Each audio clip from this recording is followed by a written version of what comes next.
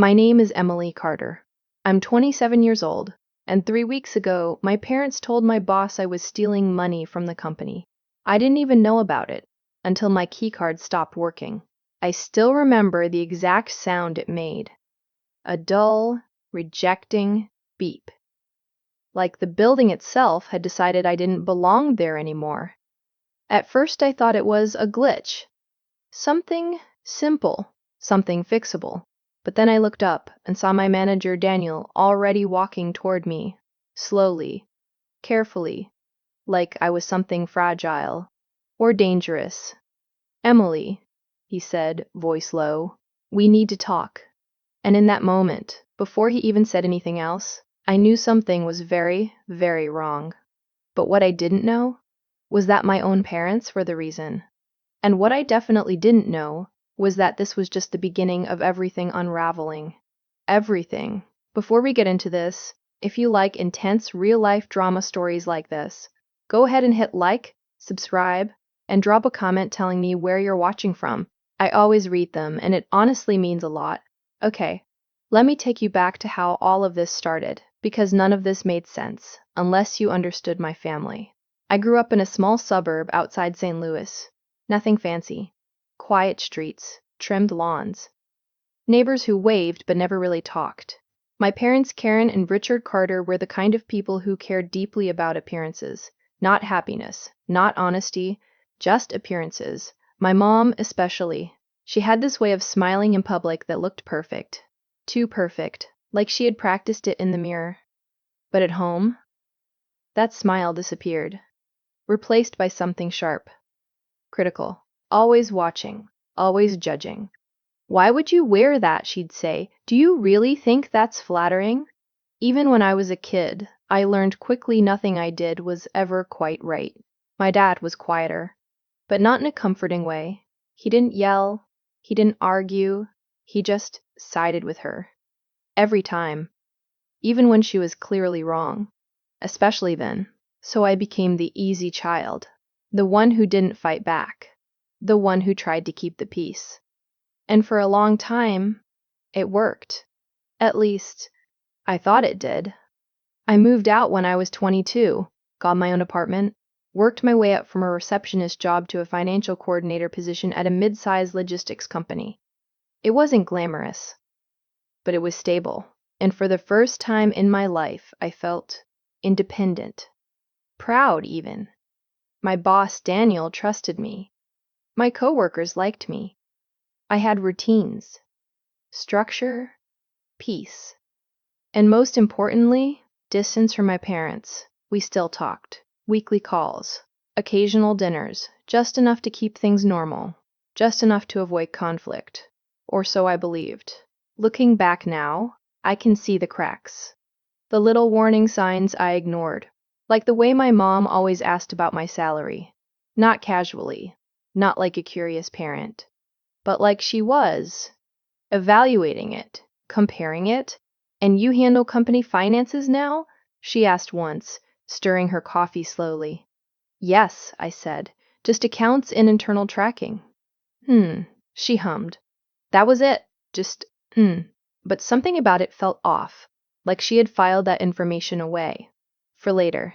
Another time my dad asked, "Did they ever audit you?" I laughed it off. Of course. It's a company. But again, that look.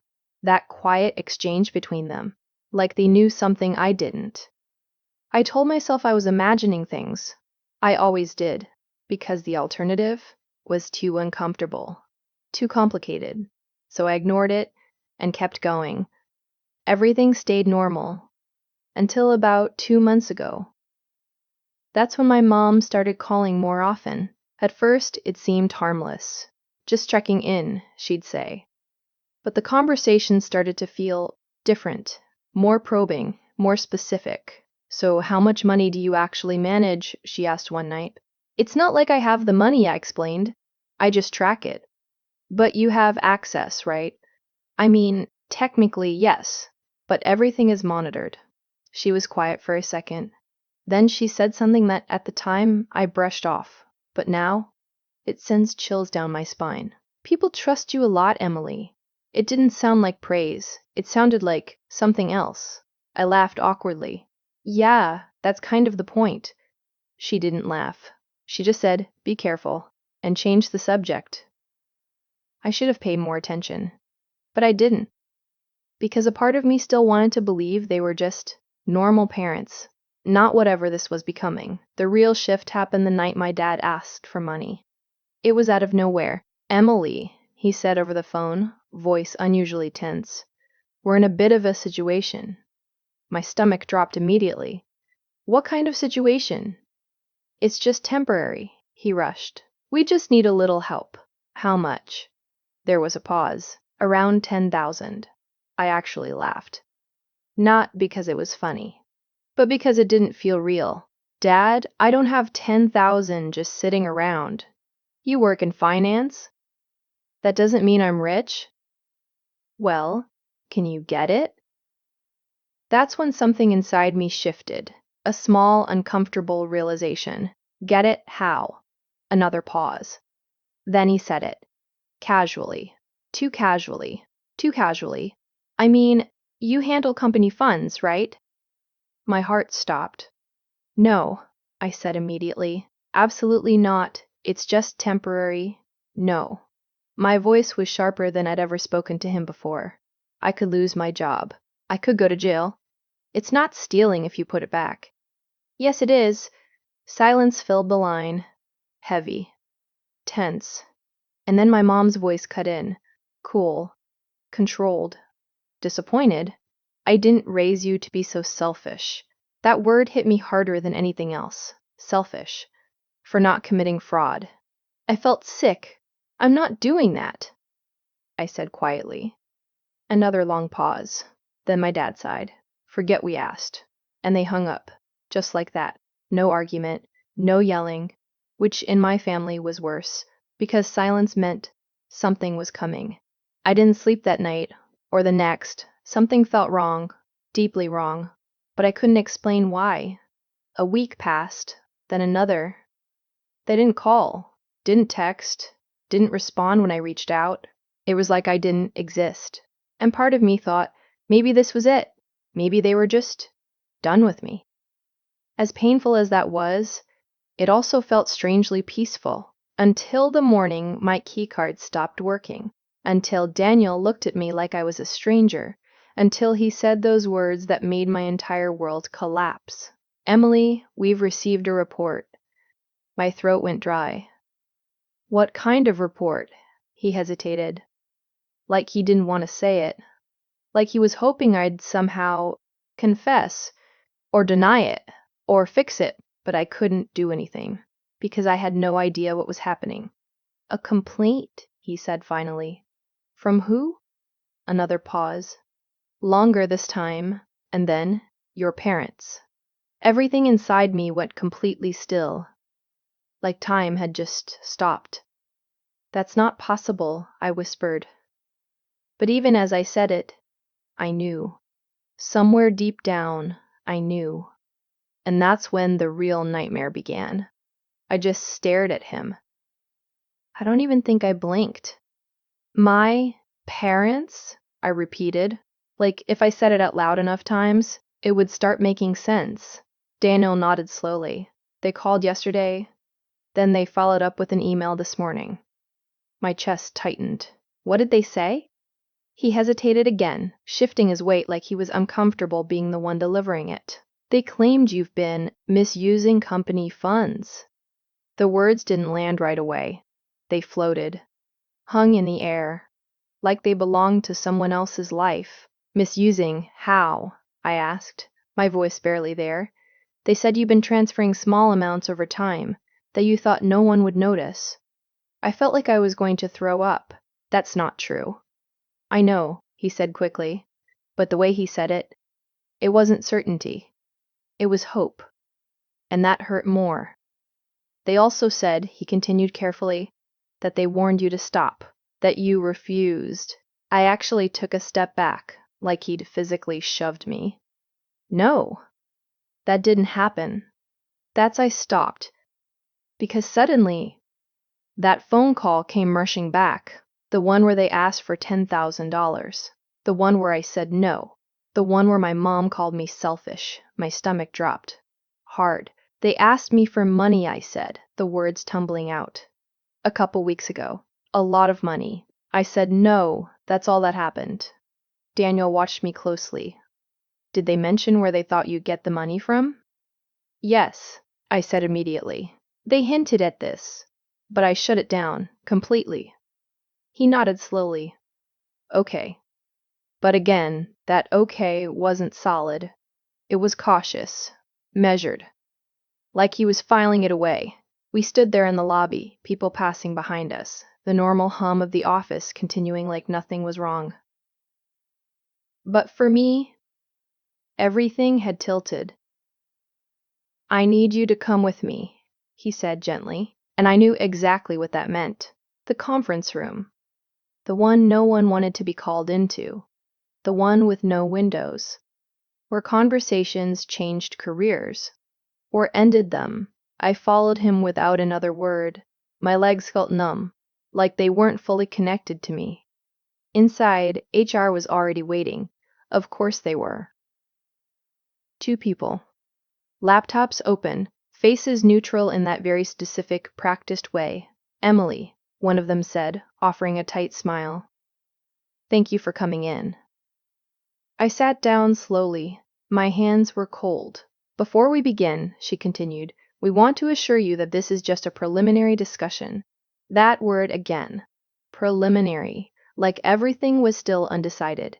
But somehow, already decided. We've received a formal allegation, she said, and we're required to investigate.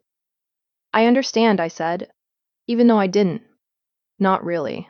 Do you want to respond to the claims made by your parents? I almost laughed. Not because it was funny, but because of how insane that sentence sounded. My parents are lying, I said simply. There was a pause. Can you elaborate? I took a breath. And then I told them everything.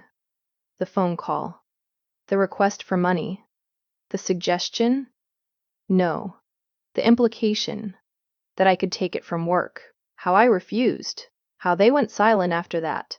I didn't leave anything out. Because I had nothing to hide. When I finished, the room was quiet. One of the HR reps typed something. The other nodded slowly. Okay, she said. Thank you for sharing that. But again, it felt procedural. Not personal. While we conduct the investigation, she continued, we're going to place you on administrative leave. My heart sank. Paid, she added quickly. But it didn't matter. It still felt like a label, like a shadow, following me out of that room. Your system access will be temporarily suspended, she said. My keycard. That stupid beeping keycard. And we'll need you to be available for follow-up questions. I nodded numbly. Of course. Do you have anything else you'd like to add? I hesitated. There was so much I wanted to say, so much anger building under my skin, but all that came out was, I didn't do this. She held my gaze for a second, then nodded. We understand. But I wasn't sure they did. Not really. The walk out of the building felt longer than it ever had before. Every step echoed. Every glance from coworkers felt heavier. Did they know? Had it already spread? Of course it had. Places like that. They always did. By the time I reached my car, my hands were shaking again. I sat there for a long time, just staring at the steering wheel, trying to process what had just happened. My parents, my own parents, had accused me of stealing, not privately, not to me, but to my employer. And not just casually, formally, deliberately, with enough detail to trigger an investigation. I grabbed my phone, scrolled to my mom's contact, and hit call. It rang once, twice, then went to voicemail. Of course, I tried my dad, same result. My chest tightened. Pick up, I muttered, dialing again. Nothing. Again. Nothing. By the 4th call, my hands were trembling so badly I almost dropped the phone. Finally, I left a message. What did you do? My voice cracked. Why would you do this to me? Call me back. Now. I hung up. Silence filled the car. Thick. Suffocating. I didn't know what to do, where to go, who to talk to.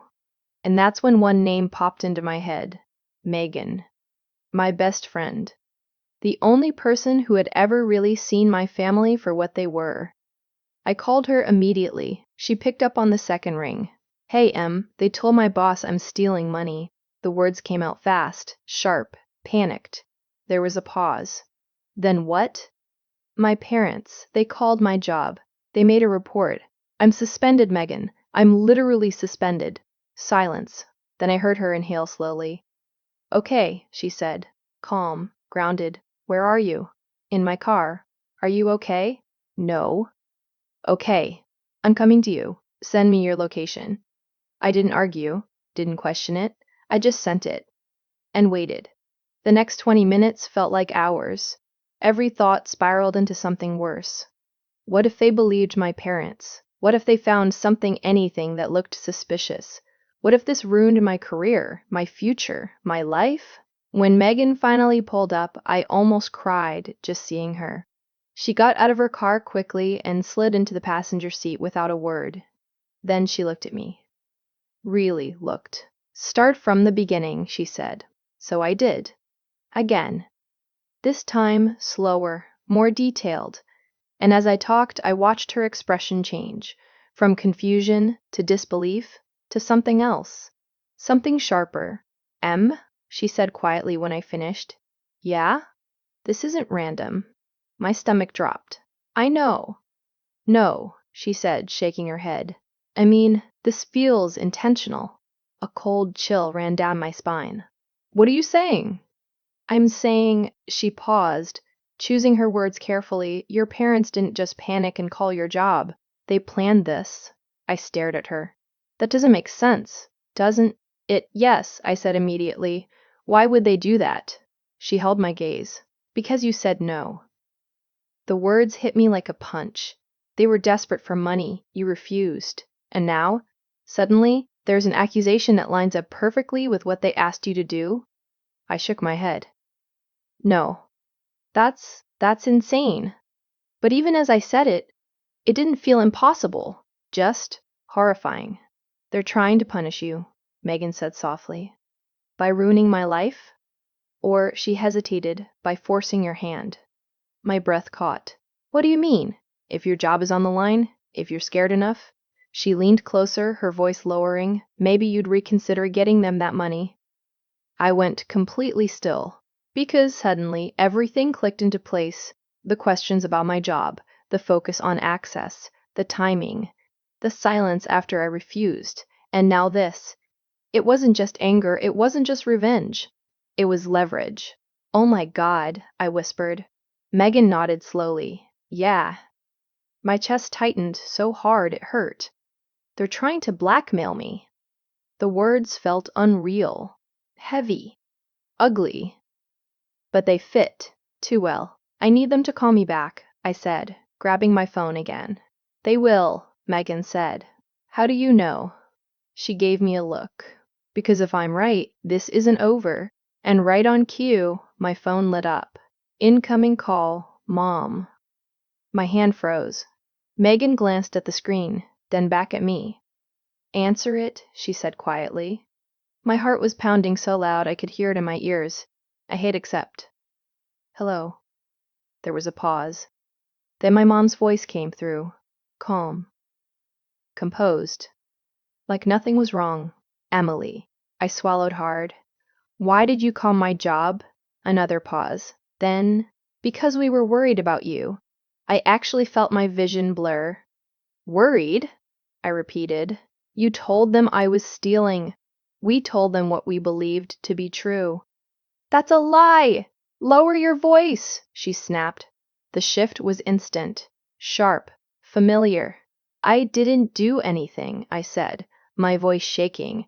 Then you have nothing to worry about, she replied smoothly. My hands tightened around the phone.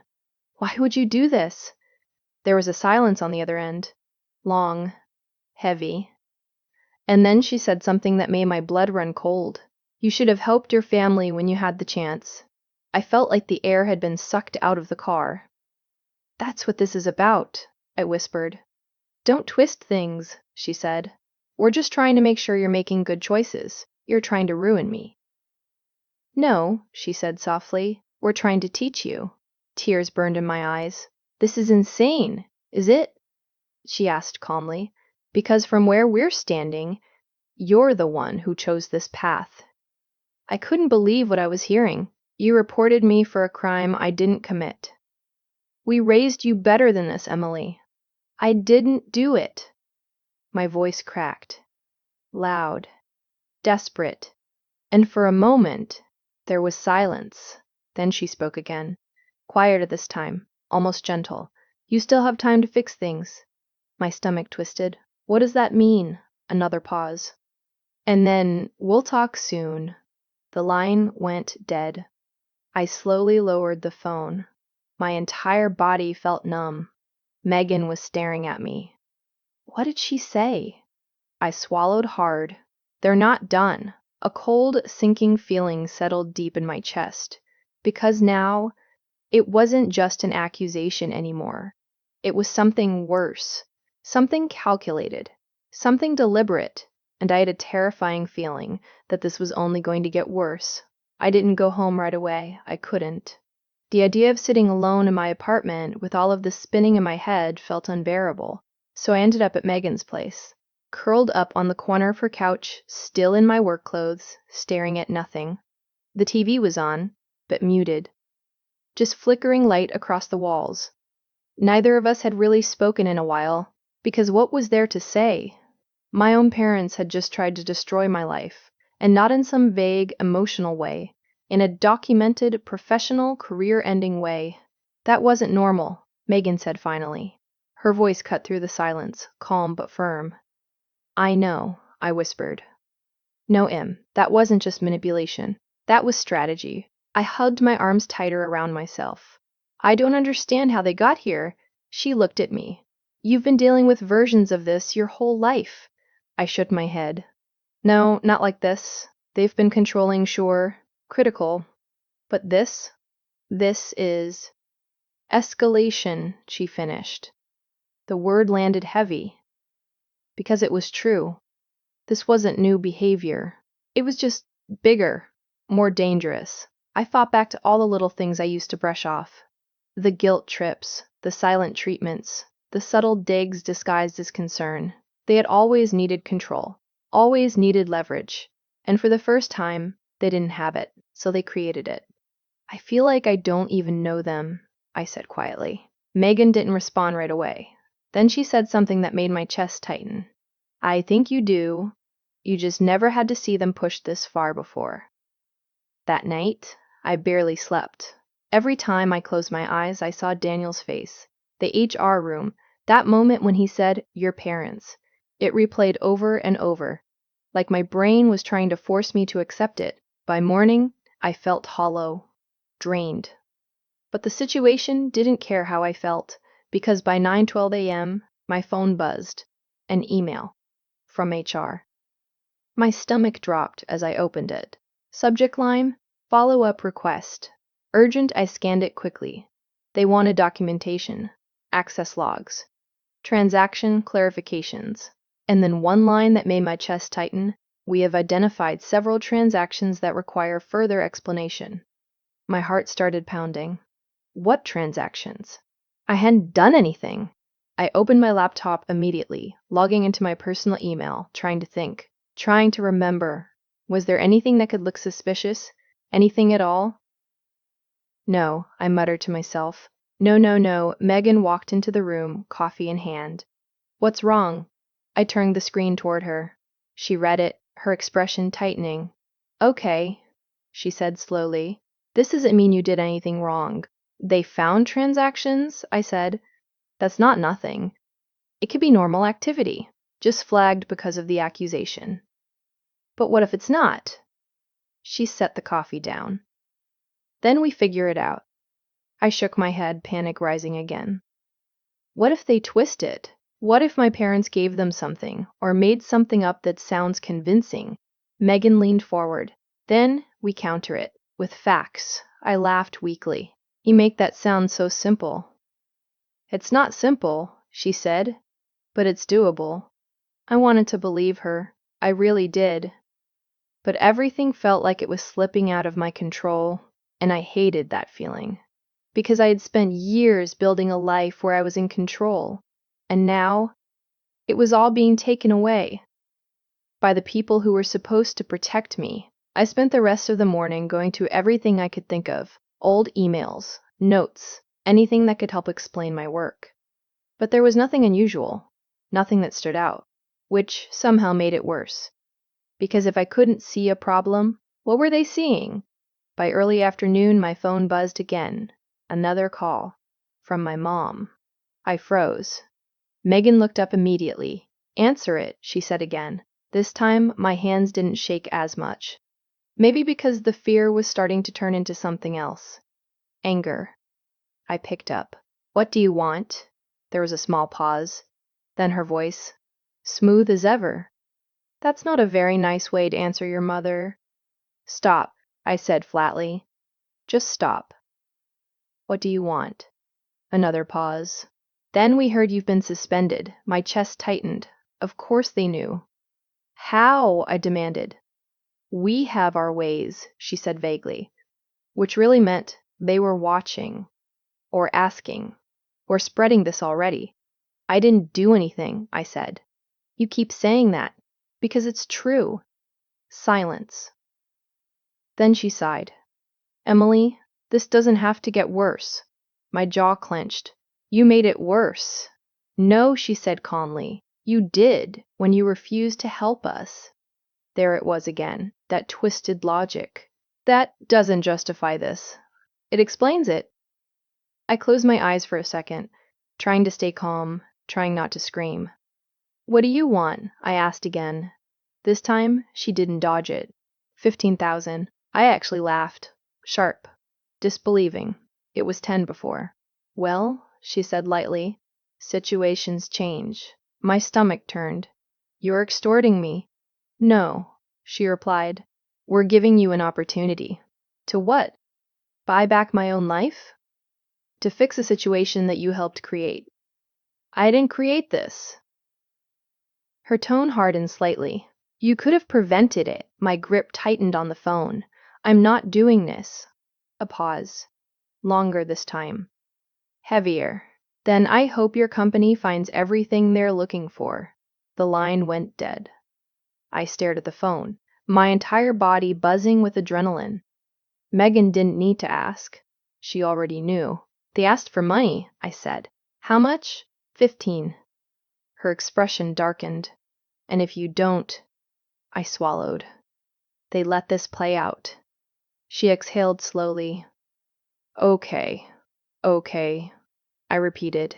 Megan, they're literally blackmailing me. I know. And your response is okay? She held my gaze. No.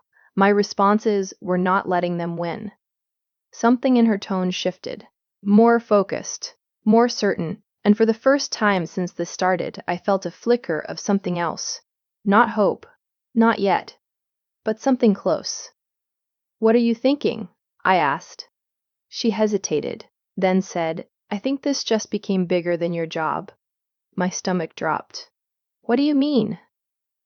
I mean, she said carefully, this isn't just a family issue anymore. This is criminal. The word hung in the air. Criminal. They made a false report, she continued. They're attempting extortion. There's a pattern here. My heart started racing again. Are you saying I should go to the police? I'm saying it's an option. I shook my head quickly. No, I can't do that. Why not? Because they're my parents. She didn't respond right away. Then she said something that hit deeper than anything else had so far. And what are you to them right now? I didn't have an answer, because the truth was painful. I wasn't their daughter, not in the way that mattered. I was a tool, a resource, something to use. And when I refused, something to destroy. Tears filled my eyes again. I don't understand how they can do this. Megan's voice softened slightly. Because they don't see it the way you do. How did they see it? As justified. That word made my stomach turn. Justified? They think you owe them, she said. And when you didn't give them what they wanted, they escalated. I wiped my eyes quickly. So what do I do? She leaned back slightly, thinking, calculating. And then she said something that would change everything. We need proof. I frowned. Proof of what? Of what they're doing. The threats, the demands, the lies. I shook my head. I have the calls. That's it. Then we get more. How? She looked at me. Really looked. By letting them think they're winning. A chill ran down my spine. I don't like that. I know. It feels dangerous. It is, she said bluntly. But right now, they think they have all the control. I swallowed hard. And you want to take that away. She nodded. Exactly. I stared at her, my heart pounding again. Because this wasn't just reacting anymore. This was stepping into it, playing along, getting closer to the fire. What if it backfires? I asked quietly. She didn't hesitate. Then we deal with it. That answer didn't comfort me. But something else did. The fact that I wasn't alone in this anymore. Because for the first time since all of this started, I wasn't just scared. I was starting to get angry. And anger can be powerful. I took a slow breath. Okay, I said. Megan nodded once. Okay. But even as we sat there, planning, thinking, trying to get ahead of this, neither of us knew just how far my parents had already gone. Because later that night, I got another email. This one wasn't from HR. It was from a coworker. Subject line, is this true? My stomach dropped as I opened it. Inside was a screenshot, a Facebook post, from my mom. My hands started shaking as I read it. She broke our trust. We tried to help her. Now innocent people are paying the price. Pray for accountability. No names, no specifics. But the comments were worse. People asking questions, speculating, connecting dots. And then one reply that made my blood run cold. Is this about your daughter who works in finance? And underneath it, my mom's response. A single word. Yes. The room felt like it was spinning. They're telling everyone, I whispered. Megan leaned over, reading it, her jaw tightened. Okay, she said quietly. But this time, there was no calm in her voice. Only something sharper. Something more serious. Now we really need to move. Because at that moment, it stopped being just about my job, or even the blackmail. This was something bigger now, something public, and everything I had built was starting to collapse. All at once. I didn't cry right away. That was the strange part. You'd think seeing your own mother publicly imply you were a criminal would break something instantly. But it didn't. Not at first. Instead, I just felt numb. Like my brain couldn't fully process what I was looking at. I kept rereading the post, over and over, hoping maybe I misunderstood it. Maybe I was being dramatic. Maybe it wasn't as bad as it looked. But every time my eyes landed on that word, yes, it hit me all over again. She wasn't just accusing me privately anymore. She was confirming it publicly, to friends, to extended family, to people who had watched me grow up, people who used to come to our house for barbecues, people who had hugged me at graduation. Now they were reading that, forming opinions, judging, without ever hearing my side. She's trying to control the narrative, Megan said quietly. Her voice snapped me out of the spiral. I looked at her. She already has. Not completely. I let out a hollow laugh. Megan, people believe parrots, especially mothers. No one's going to think she's lying about this. She didn't argue, which somehow made it worse, because she knew I was right. Silence settled between us again, heavy. Then she said, we need to think strategically. I rubbed my temples. I don't even know where to start. Start with what we know. I looked at her. Okay, your parents made a false report to your job. Yes. They're demanding money in exchange for backing off. Yes. They're now spreading this publicly. Yes. She nodded. Good. That's a pattern. I frowned. A pattern of what? Escalation and pressure. The words clicked into place slowly. They're increasing the stakes. Exactly. I swallowed. So what does that mean? It means they're not done. A chill ran down my spine. I already knew that. But hearing it out loud made it real in a different way. They're going to keep pushing until you give in, she continued. I stared at the floor. I can't. I know. But what if... My voice faltered. What if my job doesn't believe me? Megan didn't answer immediately, because there was no easy answer to that, and we both knew it. That fear had been sitting in the background this entire time, quiet, patient. But now it was louder. What if the investigation didn't go my way? What if the damage was already done? What if I lost everything anyway? I need to respond to HR, I said suddenly. Megan nodded. Okay, let's do it. We spent the next hour drafting a reply. Every word felt heavy. Careful. Calculated. I explained everything again. More clearly this time. More structured. I mentioned the phone call, the demand for money, the context. But I hesitated before including one detail. What? Megan asked. I don't know if I should mention the blackmail directly. She tilted her head. Why not? Because what if it sounds like I'm just trying to deflect? She thought for a moment, then said, or it shows motive. I looked at her. They accused you right after you refused to give them money, she continued. That's not a coincidence. She was right. I knew she was right. But it still felt risky. Everything felt risky. Okay, I said finally. We include it. When we finished, I read it 3 times, then hit send. And just like that, it was out of my hands again. The waiting began, and the waiting was the worst part, because there was nothing to do, nothing to fix, just time and thoughts. Too many thoughts. That night, I finally broke. It happened quietly. I was brushing my teeth in Megan's bathroom when it hit me, out of nowhere. 1 second, I was fine. The next, I couldn't breathe. Tears just started falling. Fast, uncontrollable. I gripped the edge of the sink, trying to steady myself. But it didn't help. Images flooded my mind. My mom teaching me how to braid my hair when I was little. My dad clapping at my high school graduation. Family dinners. Holidays. All of it. Every memory suddenly felt fake. Like it had all been building to this. Like I had been blind the entire time. Hey, what's wrong? Megan's voice cut through the noise as she rushed in. I couldn't answer. I just shook my head, tears streaming down my face.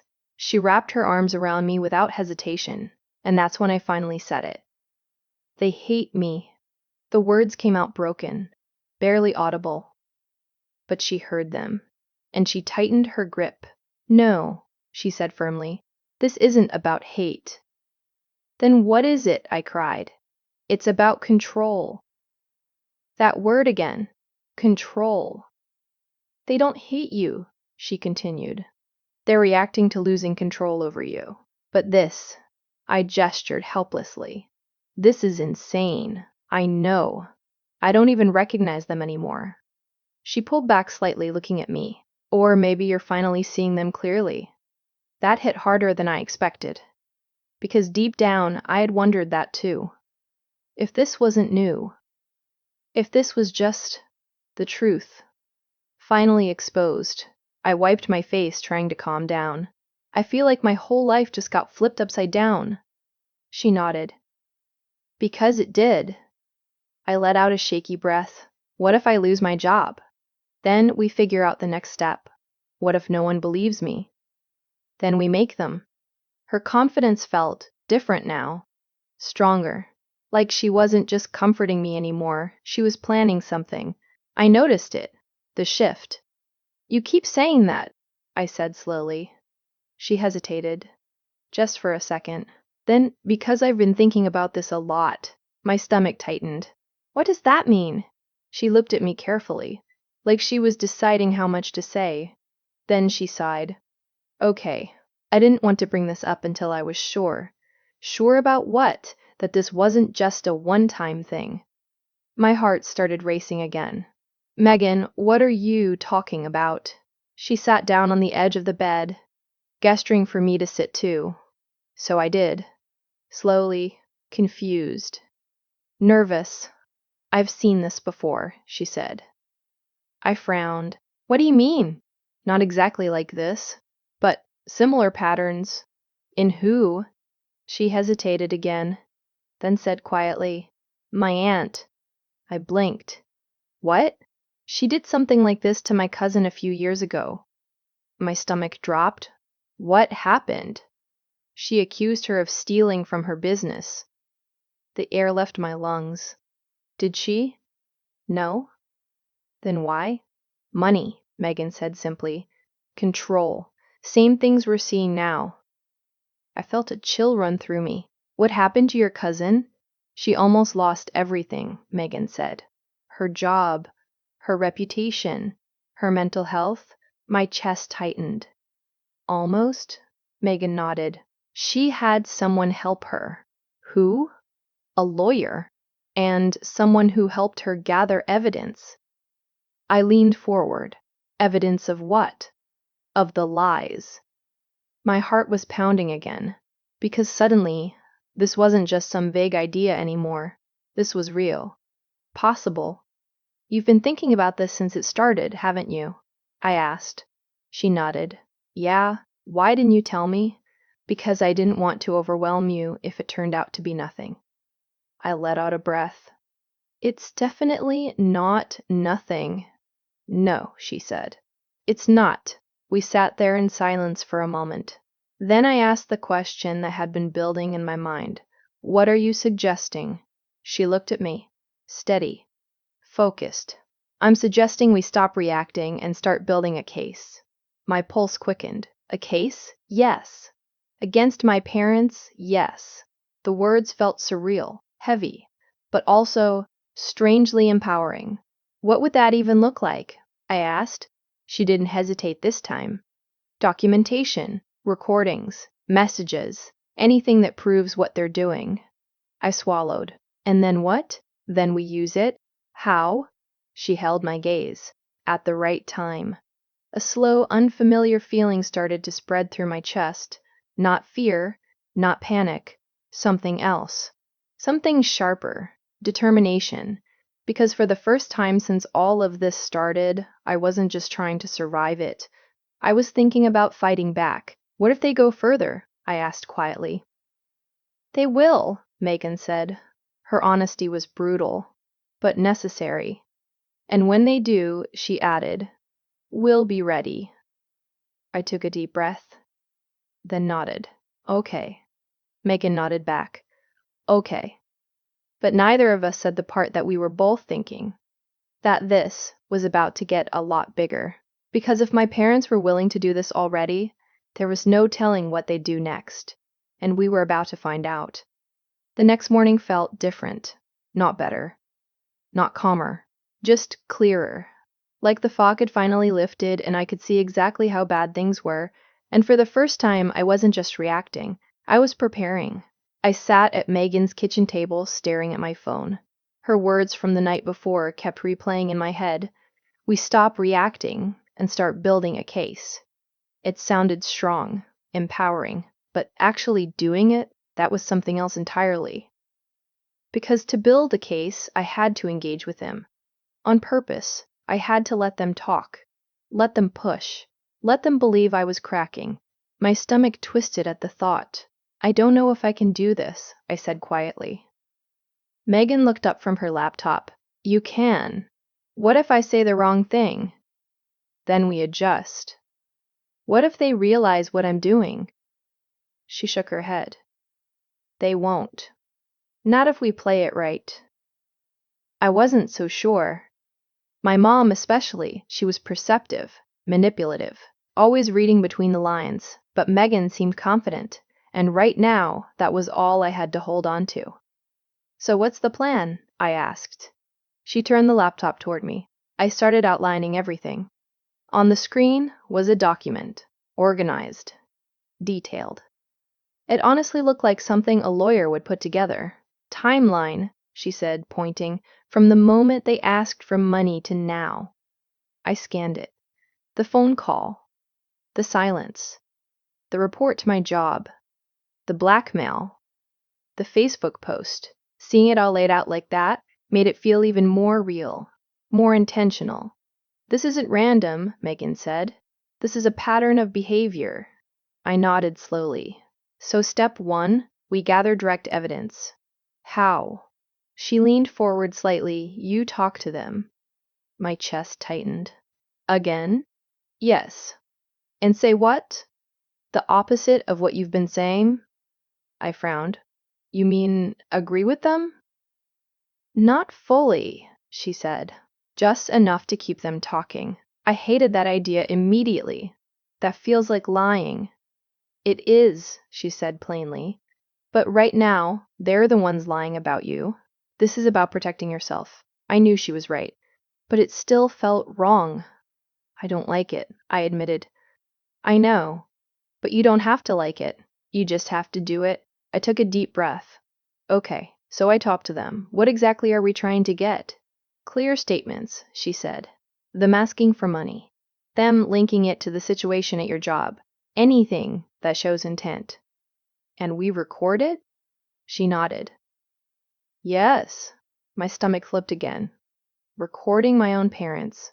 It felt surreal, like something out of a movie. But this wasn't a movie. This was my life, and it was falling apart. Okay, I said again, quieter this time. Megan gave me a small nod. Okay.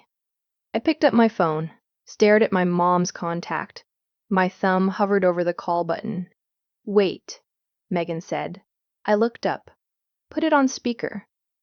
I nodded. Tapped the button. The ringing felt louder than usual, each tone stretching longer than it should. Then, she answered. Emily. Her voice was calm, too calm. Hi, I said, forcing my voice to stay steady. There was a pause, like she was waiting for something. I've been thinking, I continued. About, she asked. Everything. Another pause. Then, and. I glanced at Megan. She gave me a small nod. I don't want this to get worse, I said. Silence. Heavy. Expectant. That's good, my mom said finally. I need to understand what you want. There it was. The opening. Clear. Direct. Megan's eyes flicked to me, encouraging. My mom didn't hesitate this time. Like I said before, she replied. We need 15,000. My heart pounded. And if I help you with that, you won't have anything to worry about. My chest tightened. You mean with my job? Yes, she said simply. There it was. Clear as day. I swallowed. And the post? The things he said? We'll handle it. Handle it. Not fix it, not tell the truth. Just handle it. Can you be more specific? I asked, trying to keep my voice neutral. She sighed softly. Emily, I don't understand why you're making this complicated. Because my life is falling apart, I said, letting just enough emotion slip through. That part wasn't acting. It was real. This is the solution, she said firmly. By paying you. By taking responsibility. My grip tightened on the phone. For something I didn't do. Another pause. Then, sometimes perception matters more than reality. The words hit like ice water. Cold. Calculated. Megan's eyes widened slightly. She heard it too. Okay, I said slowly. I'm glad you understand. I didn't say that. Her tone shifted slightly, sharp. Then what are you saying? I'm saying I need time. How much time? A few days. There was a pause. Longer this time, then fine. My stomach dropped. Just like that? 3 days, she added. And Emily? My chest tightened. Yeah? Don't make the same mistake twice. The line went dead. I exhaled slowly. My entire body felt tense, like I just run a marathon. Megan reached over and stopped the recording. Well, she said, that was clear. I nodded, too overwhelmed to respond. She tied the money directly to your job, Megan continued. That's exactly what we needed. I stared at the phone. She really thinks this is justified. Yeah, Megan said quietly. She does. I felt something shift inside me again. That anger, stronger now, less shaky, more focused. What's next? I asked. Megan didn't hesitate. We keep going. Over the next 2 days, that's exactly what we did. More calls, more conversations, each one carefully guided, each one recorded. And with every call, the picture became clearer. And worse, my dad got involved too. Less smooth than my mom, more impatient, more direct. You're dragging this out, he snapped during one call. I said I need time. You've had time. I'm trying to figure it out. There's nothing to figure out, he said. You either help your family or you deal with the consequences. What consequences? A pause. Then, you're already seeing them. My stomach turned. They weren't even hiding it anymore. Not really. By the third day, we had everything. Clear demands, direct connections, implied threats, even contradictions in their own stories. It was all there. Document. Organized. Real. I sat at the table that night, staring at the growing folder on Megan's laptop. This is insane, I whispered. She nodded. Yeah, and this is enough? It's strong, she said. Very strong. But there's one more thing. My stomach tightened. What? We need to control the final moment. I frowned. What do you mean? She leaned back slightly. They think they've already won. They kind of have, I said bitterly. No, she said firmly. They think you're going to pay. I looked at her. And you want to use that. She nodded. Exactly. How? We set a meeting. My heart skipped. A meeting? Yes. In person. With them? Yes. My stomach dropped. I don't like that. I know, she said. But it's the cleanest way to end this. End it how? She held my gaze. By exposing everything. A chill ran down my spine. Right there. Face to face. No distance. No filter. Just truth. Raw and unavoidable. What if it goes wrong? I asked quietly. It won't, she said. You can't guarantee that. No, she admitted. But I can guarantee one thing. What? They won't see it coming. I sat there in silence, heart racing, because this was it. The final step. The point of no return. Okay, I said finally. Megan nodded. Okay, I picked up my phone again, opened my mom's contact, and typed a message. I'm ready to talk in person. 3 dots appeared almost immediately. Then, good, tomorrow. Our house, of course. Their territory, their control. But not this time. Not anymore. I stared at the message, then slowly locked my phone. They agreed, I said. Megan gave a small, knowing nod. Of course they did. I swallowed hard, my heart pounding again. Because tomorrow, everything was going to come to a head. And for the first time since this started, I wasn't walking in blind. I was walking in ready. And they had no idea. The drive to my parents' house felt longer than it ever had before. Every street was familiar. Painfully familiar. The same stop signs. The same cracked sidewalks. The same quiet houses that used to feel safe. Now, everything felt different. Colder. Like I was driving back into something I had finally escaped. Megan sat in the passenger seat, calm but focused. She hadn't said much during the drive, but she didn't need to. Her presence alone was enough to steady me. You ready? She asked softly as we turned onto my parents' street. No, not even close. But I nodded anyway. Yeah. My hands tightened slightly on the steering wheel. There's no turning back after this, she added. I know. And I did. Because whatever happened in that house today, it was going to change everything. I pulled into the driveway. The same driveway I'd parked in 1,000 times before. But this time, it felt like standing at the edge of something. Something final. I turned off the engine. For a moment, neither of us moved. The silence sat heavy between us. Then Megan reached over and squeezed my hand. "You're not alone in this," she said. I swallowed. "Thank you."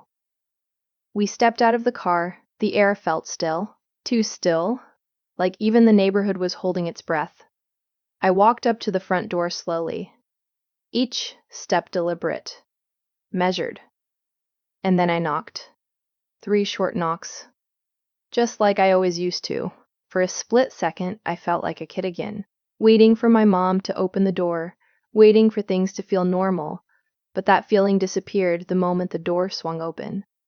My mom stood there, perfectly put together, hair done, makeup flawless, like she was hosting guests, not confronting her own daughter.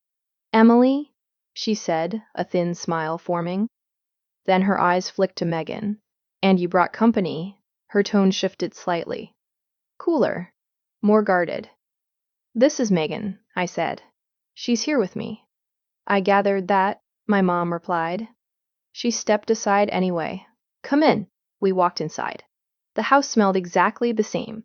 Lavender and something artificial. Clean. Controlled. My dad was already in the living room, sitting in his usual chair, watching us carefully. "Sit," he said. No greeting, no warmth, just a command.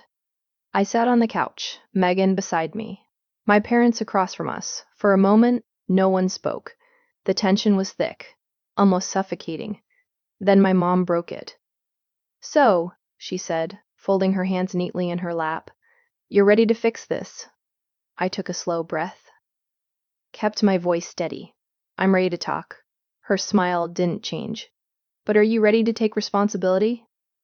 "There it is again," I said quietly. My dad leaned forward slightly. "Don't start playing games, Emily." "I'm not," I said. "I just want clarity." "Clarity?" my mom repeated. "Yes." I leaned forward slightly, mirroring their posture. "You said if I gave you the money, this would go away." She nodded. "That's correct." "And by go away, you mean what exactly?" A small pause. "Then we'll correct the situation." My heart pounded. "How?" Another pause. "We'll contact your employer," she said. "Clarify things." "Clarify what?" I pressed. Her expression tightened slightly. "That there may have been a misunderstanding." A misunderstanding. I felt something twist in my chest. "You told them I was stealing. We told them what we believed." "No," I said, my voice firmer now. "You told them something that wasn't true." My dad's voice cut in. "Watch your tone." I didn't even look at him. "I'm asking a simple question." My mom exhaled slowly, like she was losing patience. "Emily, we're trying to help you. By accusing me of a crime, by giving you a chance to fix it." I let that sit for a second, then said, "So if I don't pay you, what happens?" Silence. A long, heavy silence. Then my dad spoke. "You already know." I nodded slowly. "Say it." He frowned. "What?" "Say what happens." My mom's eyes narrowed slightly. "You're being difficult." "No," I said calmly. "I'm being clear." Another pause. Then, "You deal with the consequences of your actions," she said. "There it is," Megan muttered under her breath. My parents both looked at her. My mom's expression sharpened. "I don't believe this concerns you." "It does, when you're blackmailing her," Megan replied evenly. The room went completely still. My dad's face darkened. "That's a serious accusation." "So is theft," Megan shot back. My heart was pounding now. Loud. Relentless. But I didn't feel scared anymore. Not like before. Because now I knew something they didn't. "We're not here to argue," my mom said coldly. "Then what are you here for?" I asked. "To resolve this. By taking money from me." "By restoring balance," she corrected. I almost laughed. "Balance?" "Yes," she said firmly. "We've done everything for you. And now, when we need help, you tried to force me to commit a crime. Her composure cracked for just a second, then snapped back. You're exaggerating. No, I said. I'm not. The room fell silent again, and that's when I did it. I reached into my bag, pulled out my phone, and placed it on the table, screen facing up. My mom's eyes flicked to it. What is that? I held her gaze. Clarity. Megan reached over and tapped the screen, and then the recording started playing. My mom's voice filled the room. Clear, unmistakable. We need 15,000. Her face changed instantly. Color draining. My dad sat up straighter. What is this? He snapped. But I didn't answer. I just let it play. Every word, every pause, every implication. You won't have anything to worry about. With my job? Yes. The silence that followed was deafening. My mom's hands tightened in her lap. That's taken out of context, she said quickly, but her voice had changed. Less controlled. Less certain. Is it? I asked. Then Megan tapped again. Another recording. My dad's voice this time. You either help your family or you deal with the consequences. He went pale. This is illegal, he said sharply. No, Megan replied calmly. What's illegal is extortion. My mom stood up suddenly. This is ridiculous. Is it? I said, standing too. Emily, turn that off. No. Her eyes locked onto mine. Sharp. Desperate. You don't understand what you're doing. I felt something settle inside me. Solid. Certain. For the first time, I said quietly, I do. Megan spoke again. We've documented everything. Calls, messages, timeline, including your report to her employer. My dad's face went rigid. You wouldn't. Try me, she said. The shift in the room was immediate. Palpable. They weren't in control anymore, and they knew it. My mom's voice dropped. Lower. Careful. What do you want?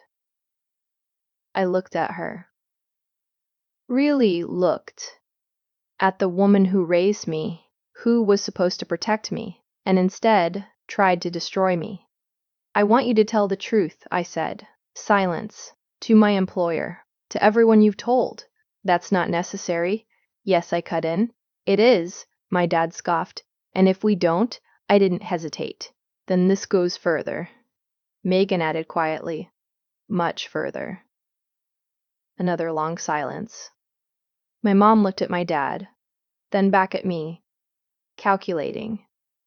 Weighing options. For the first time, they didn't have the advantage. Fine, she said finally. The word felt heavy, reluctant, but real. We'll fix it.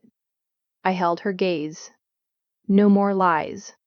She nodded stiffly. No more lies. And just like that, it was over. Not clean, not easy, but over. The aftermath wasn't immediate. It never is.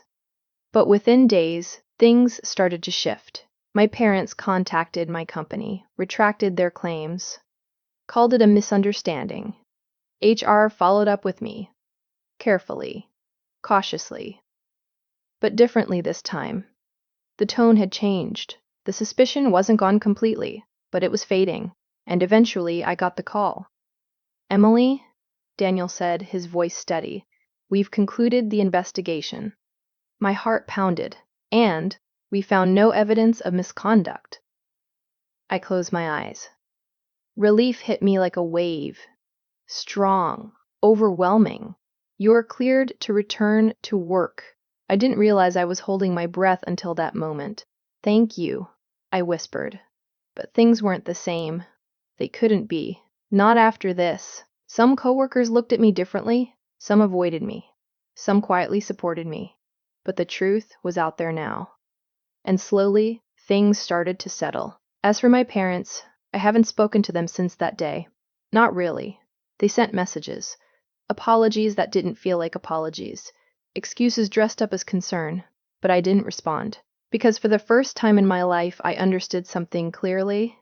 Being family doesn't give someone the right to destroy you. And forgiveness doesn't mean access. I moved forward, focused on my life, my work, my peace. And Megan, she stayed exactly where she had always been, right beside me. If there's one thing I learned from all of this, it's that the people who are supposed to love you don't always do. And the people who truly show up for you aren't always the ones you're born into. Sometimes they're the ones you choose. So now I want to ask you, what would you have done in my situation?